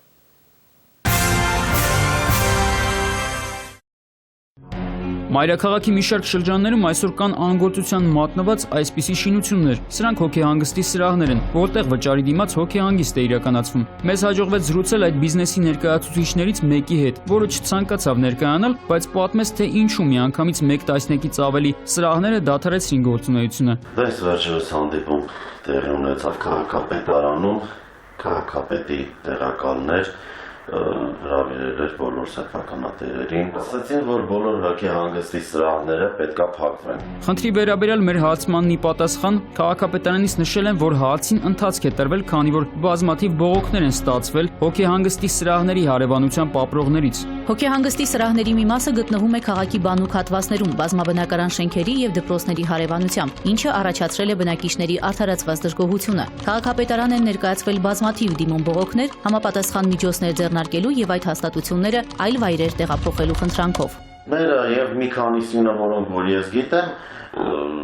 ընդհանուր առմամբ հեռու են շենքերից, տներից, մարդկանց գալը այդ պահին իրանց այդքան չի երևում, աչքից հեռու է։ Բնակիչներ չկան նաև Արաբկիր բժշկական կենտրոնի մանկական դիահերձարանի մոտ, որտեղ եւս ժամանակին գործում էր հոգեհանգստի սրահի նման մի բան։ Տնօրենը Հասմիկ Զաքարյանը սակայն ընդունում է քաղաքապետարանի որոշումը։ Կան տարածքներ հոգեհանգստի, որոնք արդեն հիմա իրանք համապատասխանում են այն չափորոշիչներին, որոնք կներկայացվեն։ Բայց քանի որ սկսվելու էր այսպիսի խոսակցություն, այս մեկին թողել են, այս մեկին չեն թողել, իմ մոտ սենց են մեկը, որոշեցին բոլորին արգել են, մշակեն այդ ստանդարտները, նոր արդեն մտցնեն նախագիծը, մտցնեն ուժի մեջ։ Երևանում հոգեհանգստի սրահները սկսեցին բացվել վերջերս։ Մայրաքաղաքում օրական 30-ից 40 հուղարկավորություն է արվում ու շատերը նախընտրում են իրենց հարազատի հոգեհանգիստն անցկացնել տնից դուրս։ Պահանջարկը մեծացավ, ինչն էլ հանգեցրեց հոգեհանգստի սրահների չվերահսկվող գործունեությանը, կարծում է Հասմիկ Զաքարյանը։ Ինքը ոլորտը կարգավորված չի եւ վերահսկողությունից դուրս է։ Այսօր ցանկացած անձ կարա գա վերս իր սեփական տունը կամ իր տարածքը կամ ինչ-որ վարսակալությամբ տարածք վերստի որոշի այդտեղ իրականացնի։ Քաղաքապետարանի որոշումից հետո սակայն խնդիրը հիմա էլ կարող է դառնալ հանրապետական մասշտաբի։ Քաղաքում արգելել են վարկյանական քաղաքի շուրջ մերձակայքում, մոտակայքում կազինոները մի գիշերում դարձան սքո սրահներ։ Իդեպ քաղաքապետարանին պատասխանում նշվում էր նաև այս խնդիրը։ Քաղաքացիական հոգեհանգստի ծառայություն մատուցող կազմակերպությունները իրենց սեփականության կամ օգտագործման իրավունքով պատկանող տարածքներն օգտագործում են օրենսդրությամբ սահմանված օգտագործման նշանակության խախտմամբ։ Ասացին, որ կադաստրային նշանակությունը խախտում ենք։ Կադաստրային նշանակությամբ էլ մենք հանդես ենք գալի որպես հասարակական նշանակության շենք։ Ոլորտը սպասարկումն է։ Քաղաքապետարանում սպասարկում ասելով գուցե հասկանում են վասավիրանոց կամ ռեստորան։ Ես հասկանում եմ հոգեհանգստի սրահ, ասում է մեր զրուցակիցը։ Ամենայն դեպս օրենքով դա չի արգելված եւ ուրեմն թույլատրված է։ Իդեպ օրենքի մասին քաղաքապետարանի աշխատակազմը առաջարկել է մի շարք օրենքներում փոփոխություններ կատարել, որոնցով պիտի կարգավորվի հոգեհանգստի սրահների գործունեությունը։ Նպատակն է սահմանել նշված ծառայության իրականացման համար թույլտվության տրամադրումը, մատուցվող ծառայությանը ներկայացվող պահանջները եւ տեղական տուրք, ինչպես նաեւ վարչական պատասխանատվություն առանց թույլտվության գործունեություն իրականացնելու դեպքերը կանխելու համար։ Հոգեհանգստի սրահների տեղակայման վայրերը եւ նշված ծառայությունների ներկայացվող պահանջները սահմանելու լիազորությունը առաջարկվել է վերապահել համայնքի ավականուն։ Ժամանակ թողեն միջև իրանք այդ օրենքը կկայացնենք, տեսնենք ինչ կետեր կա, եթե համապատասխանում ենք կմնանք, եթե չէ ըստ այդմ մենք դուրս կգայինք այս բիզնեսից։ Բայց հենց ինչ է դուրս գալի, որ մի անգամից կտրեցին ամեն ինչից, մեր հացին վայես լինելով, մարդիկ ասենք ներ են դրել, գումար են ներդրել, հիմա օդից կախված սպասի, թե երբ այդ օրենքը պետք է դուրս գա ու տեսնես կարաս շարունակես։ Թող լինի մշակված կարգ, բոլորս աշխատենք այդ կարգով։ Թող այստեղ վերահսկի մեր տնօրենը, թող միտեղ վերահսկի թաղապետը։ Ինչը որ օրենքով կարգավորված չի, մի օր շատ բավականին լուրջ խնդիրներ առաջացնում։ Մենք օրենքը մշակեցին։ Կարողանանք մեջը բաներ մտցնել։ Օրինակի համար պետք է խոսքի լինի գերեզմանոցի տարածքում 300-400 քառակուսի մետր տարածք ունենա։ Կամ մեջը այս բանը լինի, կամ այն բանը լինի։ Ու պատկերացրեք, որ մի տարի հետո այս 10-ից ավելի հիմա գործող բիզնեսմեններից ոչ բոլորը կարան նման ներդրում կատարեն ու էդի սարքեն։ Դաժե ասենք կարող է մի երկու հոգի մնա ու գիններ արդեն իրանք որոշեն։ Հոգեհանգստի սրահները փակելու որոշումից երևի որոշ բիզնեսմեններից ավելի դժգոհ են Քանաքեռի Ֆանարջեն փողոցի բնակիչները։ Նրանց խնդրին ժամանակին անդրադարձել ենք։ Փողոցի վերջնամասում է Սուրբ Հակոբ եկեղեցին, որտեղ բնակիչների խոսքով տարին 12 ամիս հոգեհանգիստ է անցկացվում ու իրենք արդեն խելագարվում են թաղման թափորների գնալ-գալուց։ Ամեն օր Աստծո անունի օրը ստեղ կամ պանիխիդա է կամ թաղում է, կամ պանիխիդա է կամ թաղում է։ Մեր տանդեմերը ամբողջ մեքենաները կանգնած, ինչի պետք է մեր տանդեմը ամբողջ օրը մեքենա կանգնած լինի։ Բնակիչներն ասում են, որ թաղման թափորների մասնակիցների հետ միշտ կոնֆլիկտի մեջ են, քանի որ վերջինները չեն հանդուրժում, երբ տներում, ասենք, երաժշտություն են լսում։ Ճշշված է, չէ՞, քո տան մեջ ամբողջ օրը։ Երեխաները դպրոցից դուրս են գալի, որ գնան մեռելը հանում են այդ երեխաների դեմ, այդ երեխաները վախենում են, քանի անգամ բերել եմ երեխեքին, մցրել եմ ներս դռները փակել եմ, որպեսզի այդ մեռելը տանեն բրցնեն, նոր երեխաներին բացվող, որ գնան իրենց տները։ Հիմա երբ հոգեհանգստի սրահները փակվել են, այս խնդիրը հավանաբար ավելի է սրվելու, հատկապես որ մայրաքաղաքում ընդամենը 2-3 եկեղեցում է թույլատրված հոգեհանգստի արարողություն իրականացնել։ Եկեղեցու սպասավորները դեմ չեն սրահների գործունեությանը։ Աղոթքը ամեն տեղ կատարվում է։ Այսօր սրահում դնելը նույնպես իրենից շուտ զարհուրելի կամ մեկ այլ բան չի նշանակում, չի ներկայացնում։ Կարելի է եւ սրահում դնել։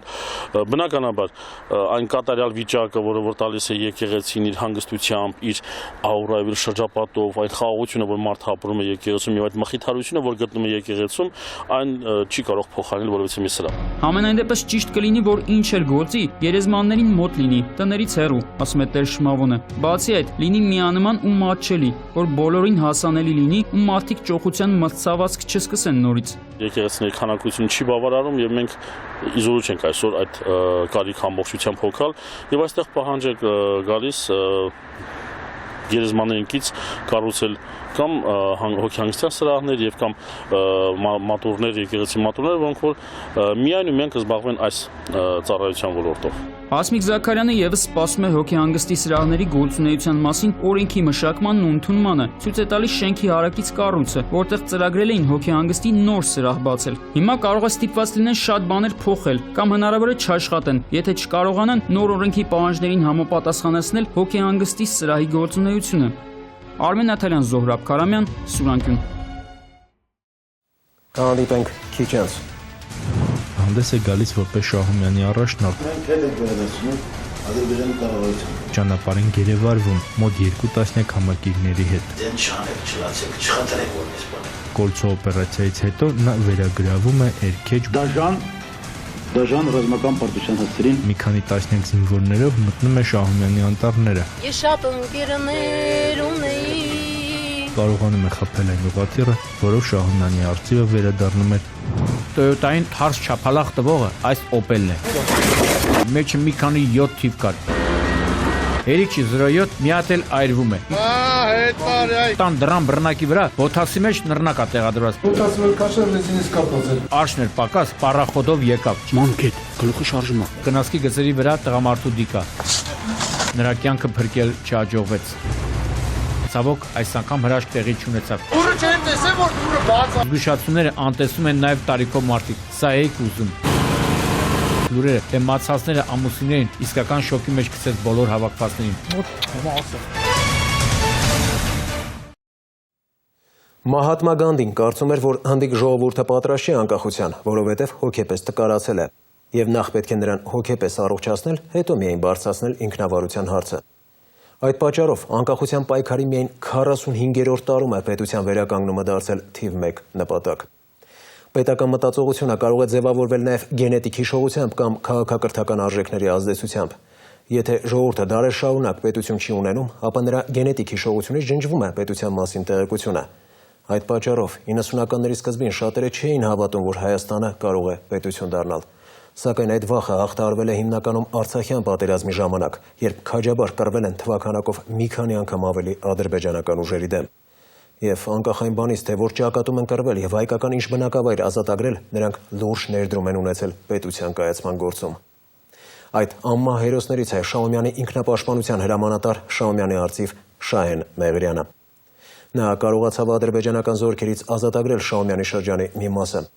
Լեռնային Ղարաբաղի Հանրապետության նախագահի հրամանով օրեր առաջ Շահեն Մեղրյանին հետմահուշնորվել է Արցախի հերոսի կոչում, իսկ Մարտակերտի շրջանի Տոնաշեն գյուղում բացվել է նրա հուշահամալիրը։ Մեր ժամանակի հերոսի էջում ներկայացնում ենք մի քանի դրվագ Արցախյան ազատամարտի թերևս ամենաֆանտաստիկ պարտիզանի Շահեն Մեղրյանի մարտական ուղուց։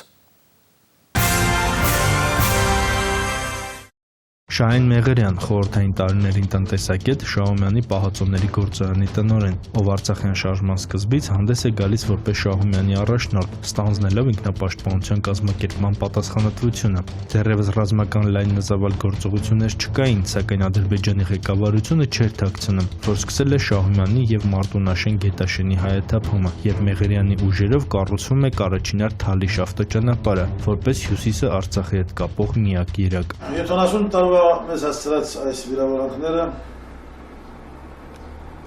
որոնք մենք մեր սերունդները զսպել էին իրաց մեջ, այսօր գուցե ինչ-որ սիմվոլիկ, բայց գուցե էական մենք հետ ենք վերադարձնում Ադրբեջանի կառավարությանը։ Պայքարենք մինչև այնքան, մինչև որ եւ ադրբեջանական ժողովուրդը եւ ադրբեջանական կառավարությունը չհասկանան, որ միմիայն հավասար դեպքերում մենք կարող ենք համերաշխ ապրել ադրբեջանական ժողովրդի հետ։ 1990 թվականին Մեղրյանը մեկնում է Մարտունաշեն, ադրբեջանցիների վայրագության զոհը դարձած պահակի հուղարկավորությանը եւ ճանապարհին գերեվարվում մոտ 2 տասնյակ համակիրների հետ։ Ենթարկել են մեզ ուղղակի ոնց ասեմ, դա միայն երևի Թուրքին հատուկ ձևով տանջակների ջուր տվեցին մեր ձերբակալման, այսպես ասած, 5-րդ օրում, իսկ առաջին կտոր հացը տվել են 7-րդ օրում, 16 հոգու որ եղել են ոչ մեկը, ոչ մի ձևով հայի պատիվը, հայի հպանությունը,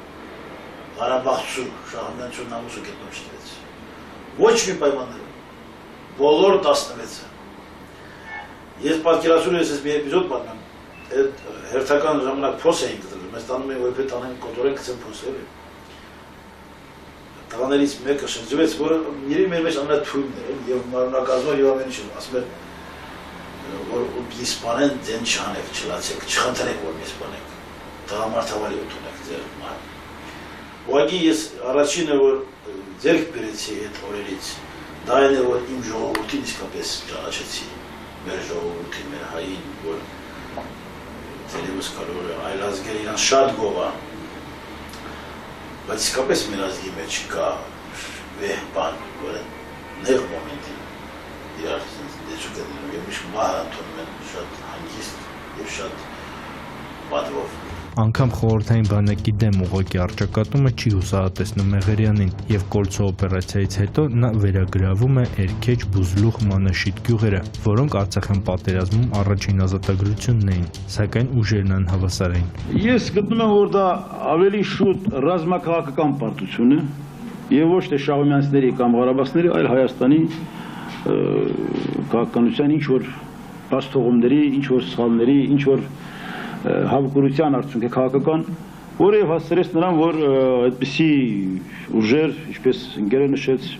մեկ շաբաթվա ընթացքում փաստորեն ներգրավվեցին խաղի մեջ և այդպիսի դաժան ռազմական պարտության հասցրին Արցախի։ Բայց նույնիսկ նման գերակշռությունը չի հուսահատեցնում լեգենդար հրամանատարին։ Նա մի քանի տասնյակ զինվորներով մտնում է Շահումյանի անտառները։ Այսպես հիմնադրվում է Եղնիկներ ջոկատը։ Պարտիզանները ռազմամթերք և դեղորայք ստանում էին հատուկենտ ուղղաթիռների միջոցով, որոնք օդ էին բարձրանում միայն Մառախլապատ եղանակին։ Բայց դա արգելք չէր դիվերսիոն ու ռազմական գործողությունների համար։ Ազատագրվեցին Հաթերքը, Ակնաբերդը, Մատաղիսը, Տոնաշենը, Դաստագիրը, Սարսանգի ջրամբարը։ Կոտորվի թուրքի բանակը, ազատեցեք Շահումյանը, ես շատ ընկերներ ունեի, բոլորն էլ ազնիվ ու բարի, իմ ճակատիս փոխարենը մամա, սևը քարս կհամբյուրեի, էզիկ նազիկ դու հայ աղջիկ, դարձար Արցախին ֆիդային, քույրն ես եղել դու քաջերին, Շահումյանի եղնիկներին։ Ապրես Սարեստան։ 1993 թվականի ապրիլի 13-ին դարանակալած թշնամին կարողանում է խփել այն ուղղաթիռը, որով Շահումյանի արծիվը վերադառնում էր իր զինակիցների մոտ։ Գևորգ Կեմինտերյան, Սուրանկյան։ Փորձը ցույց է տվել, որ Շամշյանի վաղ առավոտյան հեռախոսազանգերը բոթաբեր են։ Նշանակում է, գիշերը ողբերգական ելքով պատահար է տեղի ունեցել։ Սակայն հոկտեմբերի 16-ի առավոտյան զանգի բովանդակությունը նույնիսկ ամենամղձավանջային երազում չէր ուրվագծվի։ Կարող եք մտաբերել, թե երբ է վերջին անգամ ավտովթարների հետևանքով մի գիշերում 4 մարդ զոհվել։ Սա ողբերգություն է մեր փոքր երկրի համար։ Ընդ որում, մահացել են երիտասարդներ և ամուսիններ։ Վթարները չեն մեկնաբանի երկու պատճառով։ Նախ հասկանում եմ մահացածների հարազատների վիճակը, և հետո մեղավոր են եղել նաև մահացածները։ Սակայն, որ երթևեկության կանոնների խախտման համար պատիժների խստացման անհրաժեշտություն կա, փաստ է։ Այլապես, հետևելով հատկապես վերջին շրջանում այսպես կոչված ճանապարհային պատերազմներին, ներեցեք, բայց ակամա հիշում ես Նոստրադամուսի հայտնի արտահայտությունը՝ մեկի մահը ողբերգությունը, հարյուրավորներինը վիճակագրություն։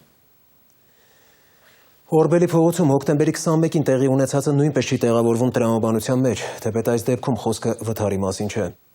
Նախնական տեղեկություններով բժշկական համալսարանի նախկին ռեկտոր Վիլեն Հակոբյանի բնակարանի դռան վրա մարզակոշիկի մեջ հայտնաբերվել է մարտական նռնակ։ Պաշտպանության նախարարության ներկայացուցիչը հայտարարել է, որ եթե ժամանակին չվնասազերծվեր, ապա պայթյունը անխուսափելի կլիներ։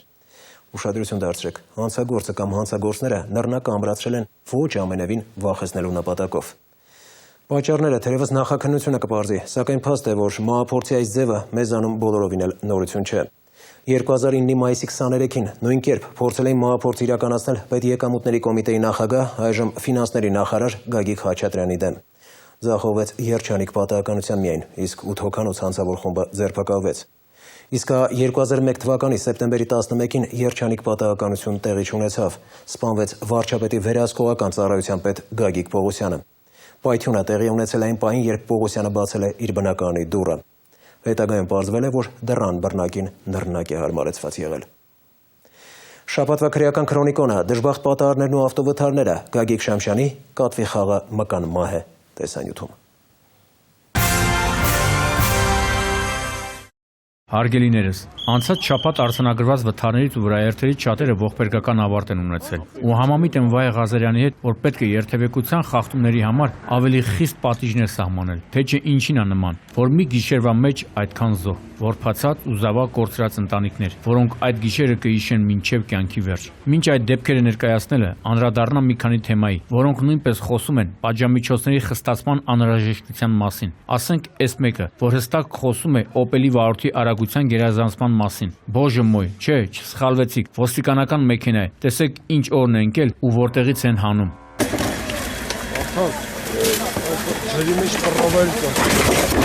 Զգուշ, ապակին կտրնի աշկերիդ տիա։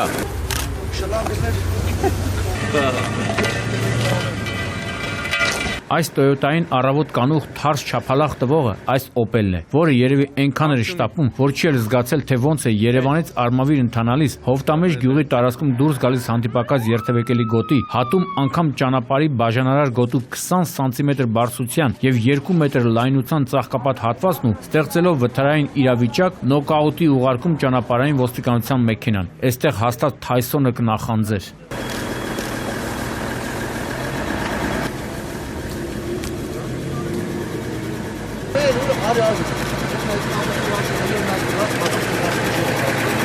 Ինչ է ստացվում, որ հերիք չճանապարհային օրենքներն է ոտնահարում, մի հատ էլ ծիծաղում է օրինապայի վրա։ Էջմիածնցի 26-ամյա Կարապետ Կարապետյանի այդ ծիծաղը լրիվ լացով կավարտվեր, եթե հանկարծ ունենայինք նաև մարդկային կորուստներ։ Բարեբախտաբար ճանապարհային ոստիկան 28-ամյա Վարդան Հովսեփյանն ու ոստիկանական մեքենայում գտնված 18-ամյա Նունե Վարդանյանը եւ 17-ամյա Անահիտ Մուրադյանը երջանիկ պատահականությամբ ողջ են մնացել։ Սա այն դեպքերից է, երբ ոչ միայն տուժած ուղևորները պետք է գնան մոմ վառեն, այլև մեղավորը։ Չնայած ինչքան հասկացա Opel-ի երիտասարդ վարորդը մինչև մոմ վառելը դեռ երկար պետք է չափչփի քնիչի մոտ տանող ճանապարհը։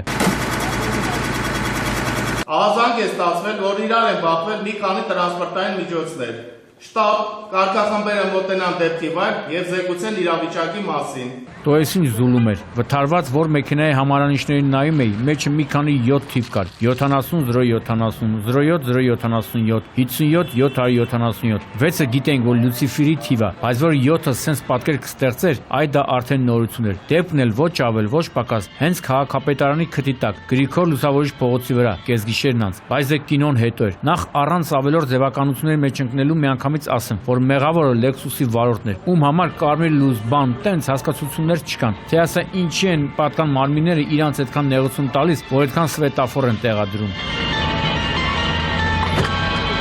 Այս Lexus-ի վարորդի դալտոնիկությունը թերևս պայմանավորված է խախանդ եւ ուժ ժամով։ Դե գիտեք էլի, այդ ժամանակ երթևեկությունը մի քիչ թուլանում է, ու վերջինս ամենայն հավանականությամբ արխային ընկած կարմիր լույսի տակ մոռացել է արգելակների սեղմակի տեղը ու կազմակերպել այս մեքենաների ջարդը։ Եթե նկատեցիք, միջև այժմ չէի բացահայտում Lexus-ի վարորդի ինքնությունը, ու գիտեք ինչու, որովհետեւ խառը պատմություն է։ Պարզվում է, որ մեքենան հաշվառված է Վարդենիսի Լուսինե Կարապետյանի անվամբ, սակայն վարորդ եկել ու ներկայացել էր 22-ամյա Գառնիկ Մարտիրոսյանը, բայց ստիպված էլի պետքա քուան քանի որ ըստ տեղեկությունների վարորդը եղել է մեկ այլ անձ, որը վթարից հետո հեռացել է դեպքի վայրից ու որոշ ժամանակ անց հավաքվածներին իր ներկայությամբ պատվել է 22-ամյա այդ երիտասարդը եւ հայտնել, որ մեքենան ինքն է վարել։ Այդ տնաշեններ, գիտեք թե մենակ դուք եք տենց շուստրի, կար ժամանակում կբացահայտեն եղելությունը ու այդ ժամանակ դուք նույնպես կհոգնեք քնիչների դռները թակելուց։ Էլ չեմ ասում թե ինչքան տուգանք են վզներից փաթաթելու։ Ասում եմ, կարող է իրականում 22-ամյա Մարտիրոսյանը ջենթլմեն է, իսկ երկին եղել է հենց մեքենայի տերը Լուսինե Կարապետյանը։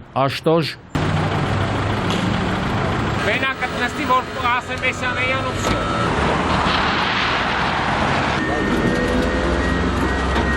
Հիմա Գրիգոր Լուսավորչի փողոցից սահուն անցում Լամբադա կամուր, որտեղ հպարտ մերության մեջ այրվում է Սամվել Եսայանին պատկանող խորհրդային չղկլիկը։ Հերիք 07 մի հատ էլ այրվում է։ Ինչու եմ այսպես խոսում, քանի որ Եսայանին հաջողվել է շտապ լքել մեքենան եւ նրա հետ ամեն ինչ կարգին է։ Չեմ պնդի, թե Հերդենն առաջացել է մեքենայի շահագործման կանոնները խախտելու հետևանքով, քանի որ մեքենայի մակնիչն իր մասին ամեն ինչ ասում է, բայց որ հրշեջներին հաջողվեց կարճ ժամանակում վերացնել հասարակության համար վտանգավորություն ներկայացնող այս դեպքի հետևանքները, փաստ է, ու կարծում եմ, Եսայանը չի նեղանա, եթե ասեմ, որ Սամվել ջան, թանկից էժանը չկա, արի փեշիսդ քարը թափի, ապահովագրական ընկերության տրամադրած գումարին մի քիչ ավելացրավ վարկային պորտֆել ու մի նորմալ մեքենա գնի, թե չէ էս ինչին ա նման։ Որ ասում շատերը կինոյի տակ են մնում, չեք հավատում։ Իրենց դնում են Նիկոնների, Ռեմբոների ու Կոնան Ռազրուշիցելի տեղը ու փորձում մերօրյա ճակերտավոր հերոսներ դառնալ։ Որ զանգեցին ու ասին, թե Օրբելի փողոցում ինչ որ բան, ինչ որտեղ այնպես չէ, չի հավատում, թե կարա այդքան հեռուն գնալ։ Ու եկա միայն այն բանից հետո, երբ զանգարողը նշեց Վիլեն Հակոբյան անունը։ Գիտեք, բժշկականի համալսարանի նախկին ռեկտորն է։ Ասեցին, թե նրա տան դռան բռնակի վրա Բոթասի մեջ նռնակ է տեղադրված։ Դե Շամշան, Պակոնյամ։ Սրանով պատտատել, որ քաշի Բոթասի բանալի դրակը։ Տեսնում եք, թե ինչպես են օպերատիվ ծառայություններն ու ուժային կառույցներն իրար գլուխ հավաքվել ու լուծում ոչ միայն Հակոբյանի, այլև Օրբելի 33 շենքի մնացած բնակիչների անվտանգությունը։ Պարզվում է, որ Բոթասի մեջ դրված էր F1 մարտական նռնակ, ու եթե այս գործողությունները չլինեին, հաստատ ինչ որ մեկը իր մահով չէր գնալու։ Ստահակների ֆանտազիան միայն ծիծաղի էր արժանի։ Ասենք, եթե իրենց օջախի հանդեպ նման ոտնձգություն կատարեին, հարազատներից մեկն էլ նկատեր բռնակից կախված Բոթասը, տենաս ինչ ռեակցիա են տալու։ Բարեբախտաբար համապատասխան մարմինների ժամանակին հասցրել են զգուշացնել եւ պայթուն տեղի չունեցավ։ Բոթասը որ քաշը ռեզինից կապած էր, քաշը մերզապարակը անած էր։ Մարտականա, չէ։ Չգիտեմ, թե ինչ են արել Հակոբյանը կամ նրա ընտանիքի անդամներից որևէ մեկը, սակայն հարցերին նման ձևով լուծումներ տալը չի տեղավորվում որևէ բանական մարդու ուղեղում։ Այս հանցագործության բացահայտումը թերևս ուժայինների համար պատվի հարց է։ Առավել եւս, որ տարիներ առաջ նույնպես եղել են նման դեպքեր ու որոշները չեն բացահայտվել։ Անօրենությունները հարկավոր է խեղդել հենց բարուրում, այլապես դրանք որոշ անուղեղների համար խոսուն օրինակ են դառնում։ Իսկ Հակոբյանին մնում է ապավինել Աստծո ողորմածությանը։ Ռեզինի հետ պրովոդը երնի դրակի, արդեն պատրաստ է։ Ինքը մասնագիտորեն սաղարը։ Տեղին է, եթե ասեմ, որ այս դեպքերից հետո արշն էր պակաս, պարախոդով եկավ։ Չնայած, որ պարախոդով գար, սենց օրը չէին կանգնի։ Մարդիկ գնում են Ծաղկաձոր, ավելի ճիշտ Ծաղսաձոր հանգստանալու, մենք էլ գնացել էինք արշ բռնելու։ Համոզվեցի, որ բոլոր նրանք, ովքեր գիշատիչների վրա որսը հոբի են համարում, նրանցից գիշատիչ են, ու նրանց ուղեղն ու վախը շպրիցով հանած է։ Հիմա բացատրեմ, օրը ցերեկով Ծաղկաձորի թփուտե ռեստորանից Վանդակից փախած արջի որոնումների ընթացքում անասելի վախ էինք ապրում։ Շատերին աչքի առաջ հալյուցինացիաներ էին երևում, թե հեսա ուրվոր է, մի ծակից դուրս կգա ու կօշոտի։ Ու տենց պատկերացրեք մի քանի ժամ։ Չի արցակվում։ Չէ, ուրիշի էլ ներսը կարող է բան ասի, բայց sense բան չի ասում մարդու։ Երեք ունի։ Այ գալիս է բան բունը գնում, ապու գալիս է, ասեցինք, հետներս ուտելիքով sense գալիս էր, էլի մինչև մոտ եկավ, նորից հոտ առավ, նորից հետ եկավ։ Որ ասում եմ շատերից, ի նկատի ունեմ նաև Հրազդանի ոստիկանապետ Արմեն Գասպարյանին, Հրազդանի թիվ 44 հրշեջ փրկարարական ջոկատին ու շտաբօգնության խմբին։ Ու երբ հասան կենթանաբանական այգու աշխատակիցները իրենց տնօրեն Ռուբեն Խաչատրյանի գլխավորությամբ հազիվ մի քիչ շունչ քաշեցին։ Կարծես թե մեղրասերը ուր որա պետք է երևա, իսկ հիմա ուշադրություն։ Ներկայացնում ենք բացառիկ կադրեր արջի վնասազերծման օպերացիայից։ Տեսեք, թե ինչպես են քնեցնում մեր արջ եղբորը։ Մանկետ, գլուխը շարժում է։ Չէ, վտանգավոր է։ Կարենք շարժվի։ Պասայտը կրախնա հասակ։ Նա բա դրա համար հետ էլի աղբոր պես։ Տղեկ, վերեք այդ բրազենթորբերի քաշենք, մի վրազեք։ Սենց է կարանք քաշենք, ոչ մի բան չի նես տերևների չոփերի մեջ իրան։ Չէ, դու գնացես։ Չի վնասվի։ Տղերք, հետ։ Թող իրանք տանեն։ Եք եկում։ Եք։ Բռնի կտ։ Զատի դուրստե։ Բռնա զամի այստեղ պագիշեն նծրակայինի, այստեղ։ Ուսի մեջ է։ Մեր գոչի մտեք 66-ի մեջ։ Մելեք,Ավոր զարդը ջատ է, վերջը։ Չէ,ավոր հետո ջատ ես քեզ, ինչ ես անելու։ Չէ, մի մնա։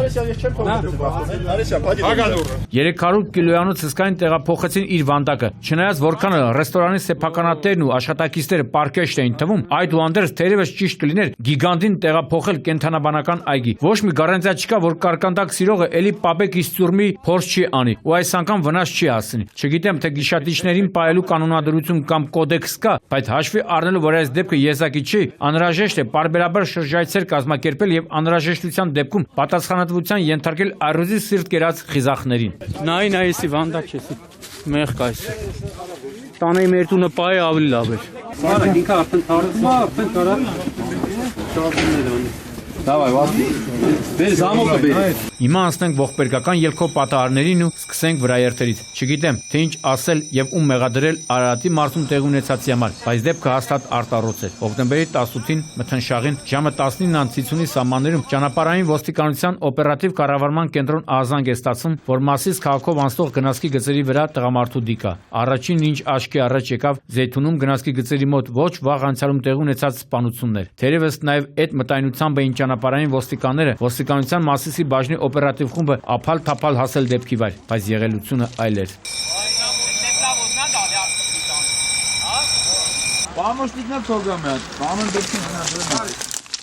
Մահացածը Արարատի մարզի Դաշտավան գյուղի բնակիչ 32-ամյա Նորիկ Թունյանն էր։ Պարզվում է, որ նրան գնացքով վրաերթի էր ենթարկել Գյումրիի լոկոմոտիվ դեպոյի էլեկտրաքարշի մեքենավար 37-ամյա Վարուժան Հակոբյանը, որի ինքնազգացողությունը տեղում վատացել էր, եւ դեպքի վայր հասած Մասիսի շտաբօգնության բրիգադը նրան տեղափոխեց հիվանդանոց։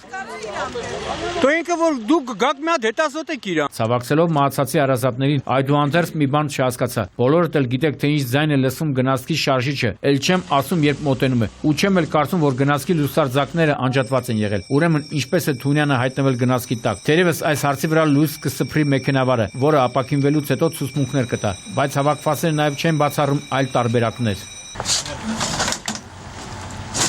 Մահվան ելքով վրաերթի մյուս դեպքը արձանագրվեց Արշակունյաց պողոտայում, ռազմական ավիացիայի ինստիտուտի մոտ։ Առավոտյան ժամը 9:30-ի սահմաններում ահա այս օպելի վարորդը դուրս է գալիս հանդիպակաց երթևեկելի գոտի եւ վրաերթի ենթարկում Արմեն Իսահակյանին։ Արմենին առաջինը փորձել են օգնություն ցուցաբերել ռազմական ավիացիոն ինստիտուտի ծառայողները, այդ թվում նշված ինստիտուտի բժիշկները, սակայն ապարդյուն, նրա կյանքը փրկել չհաջողվեց։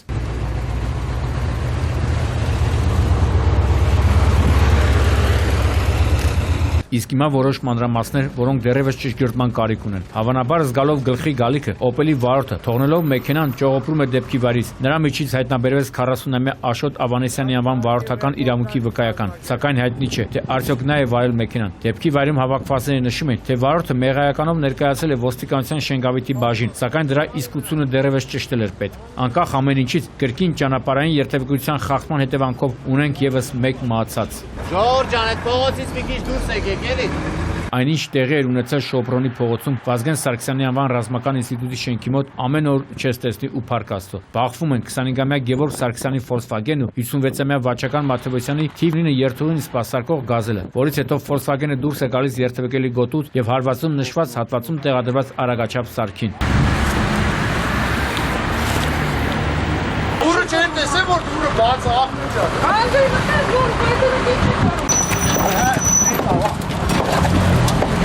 Տոել ճանապարհային ոստիկանության մի քանի բորտեր, տոել հրշեջ փրկարարներ։ Ոստիկանության օպերատիվ կառավարման կենտրոնի աշխատակիցներին ահազանգ տվողը շատ ճիշտ էր բացատրել իրավիճակը։ Տեղում կհամոզվեիք, որ նման վիճակում հայտնված Volkswagen-ում հնարավոր է, որ զոհեր լինեն։ Ցավոք, այս անգամ հրաշք տեղի չունեցավ։ Ճիշտ է, մինչ հրշեջ փրկարարների ժամանումը քաղաքացիներն իրենց ուժերով արդեն դուրս էին բերել վարորդին եւ նրա ուղևորին, երկուսն էլ երիտասարդ եւ տեղափոխվել հիվանդանոց, սակայն որոշ ժամանակ անց վարորդը գիտակցության չգալով մահացել է։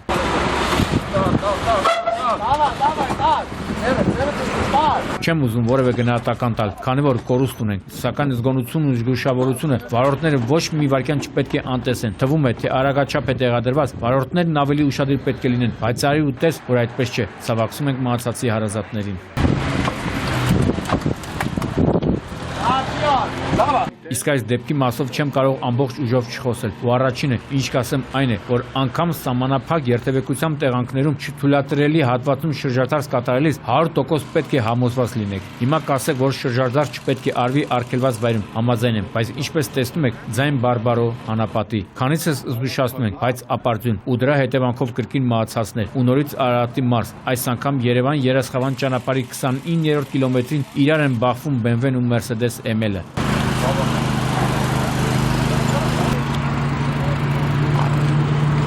Հավաքվածները պատմում էին, որ BMW-ի վարորդը չթույլատրելի հատվածից փորձել է շրջադարձ կատարել եւ բախվել գլխիվայր ճանապարհով ընթացող Mercedes-ին։ Պարզեցի, որ BMW-ի վարորդը 65-ամյա Մուրադ Խաչատրյանն է, ու ցավալի է, որ հնչեցված հորդորներն ու զգուշացումները անտեսում են նաեւ տարիքով մարդիկ։ Սա էիք ուզում։ Մահացավ 52-ամյա Վեներա Ղազարյանը, եւս 5 հոգի մարմնական վնասվածքներով տեղափոխվել են Արտաշատի բժշկական կենտրոն, որտեղից երկուսը ծայրահեղ ծանր վիճակում տեղափոխվել են Երևանի Էրեբունի բժշկական կենտրոն։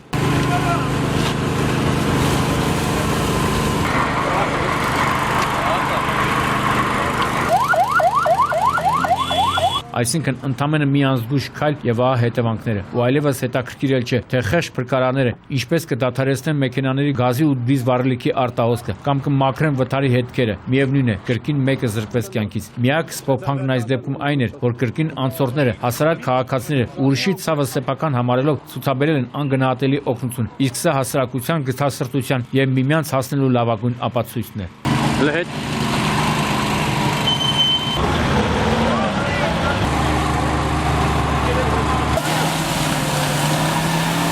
Նույն օրը կեսգիշերնած ահավոր մի պատկեր էլ արձանագրեցի Կոտայքի մարզում, Զորախպուր Զովք ճանապարհին։ Տեսնում եք, նոր ներմուծված, սակայն մետաղի ջարդոնի վերածված այս Mercedes-ը։ Մինչ այս վիճակին հասնել է, նա մոտ 30 մետր գլխիվար շրջվել է։ Մոտ հիմա ասեմ, բաբան ավելի մոտ ոնց կանանք բացաշնեք այստեղ։ Քարերի արանքը, չէ՞։ Չէ, ներսից։ Մեքենան վարել է 55-ամյա Արտաշ Միլիտոնյանը։ Մեքենայում է եղել նաև 50-ամյա Վարդիթեր Կարապետյանը, որը հենց տեղում մահացել է։ Իսկ ահա Միլիտոնյանը մահացել է հիվանդանոցում, դեպքից մոտ 3 ժամ անց։ Նկարահանումների ընթացքում հասած լուրերը, թե մահացածները ամուսիններ են, իսկական շոկի մեջ գցեց բոլոր հավաքվածներին։ Եվս մեկ անգամ համոզվեցինք, թե ինչ կարող է տեղ ունենալ անզգույշ մի քայլ։ Ու թող այս դեպքը նույնպես դաս լինի բոլոր նրանց համար, ովքեր մեքենա վարելու ընթացքում անտեսում են զգոնությունն ու զգուշավորությունը։ Գագիկ Շամշան, Սուրանկյուն։ Եվ վերջում հիշեցնեմ, որ վաղը 23:10-ին կարող եք դիտել 0199-ի հերթական թողարկումը։ Պետք է հատի գծանշված անցումներով զլանում ենք, մի քիչ շատ քայլել։ Խախտում եք կատարում։ Իսա մեքենայի վարդ կանգնել։ 092 Շատ են չկարգավորվող հետիոտնային անցումները։ Բրավո, շատ լավ է։ Բարբերաբար սեղվելով և թողելով։